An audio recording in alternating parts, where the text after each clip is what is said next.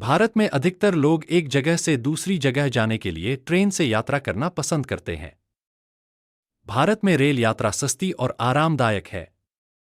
इसकी वजह से भारतीय रेलवे को देश की लाइफलाइन माना जाता है। दुनिया में भारतीय रेलवे चौथा और एशिया का दूसरा सबसे बड़ा रेल नेटवर्क है। भारत में रेलवे स्टेशन की कुल संख्या करीब 8,000 है। समय के साथ भारतीय ट्रेनों और स्टेशनों में काफी बदलाव आया है। भारतीय रेलवे का इतिहास 170 साल पुराना है। देश में पहली ट्रेन 170 साल पहले यानी 16 अप्रैल 1853 में शुरू हुई। देश में पहली ट्रेन तत्कालीन बंबई के बोरीबंदर से लेकर ठाणे के बीच चली थी। ये ट्रेन दोपहर 3:35 पर मुंबई से निकली और 4:45 पर ठाणे पहुंची।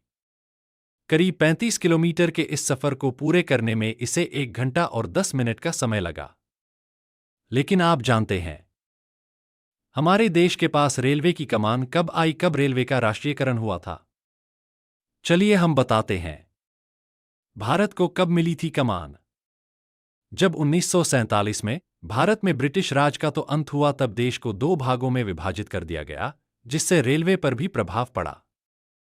क्योंकि नवनिर्मित 40% से अधिक नेटवर्क पाकिस्तान में चले गए थे। 1950-1951 में रेलवे नेटवर्क को जोन में पुनर्गठित करना शुरू कर दिया था। भारत और पाकिस्तान के बीच पहली ट्रेन समझौता एक्सप्रेस 1976 में अमृतसर और लाहौर के बीच चलना शुरू हुई थी। अगर रेलवे के राष्ट्रीयकरण की बात करें तो भारतीय रेल का राष्ट्रीयकरण 1950 में हुआ था। 1952 में 6 जोनों के साथ जोनल सिस्टम शुरू हुआ था। 1954 में रेलवे ने 3 टायर रेलवे कोच में सोने की सुविधा को शुरू किया। लॉर्ड डलहौजी ने लिया था फैसला। ईस्ट इंडिया कंपनी के भारत में आने के करीब 200 सालों के बाद 1825 में पहली बार ब्रिटेन में ट्रेन चली।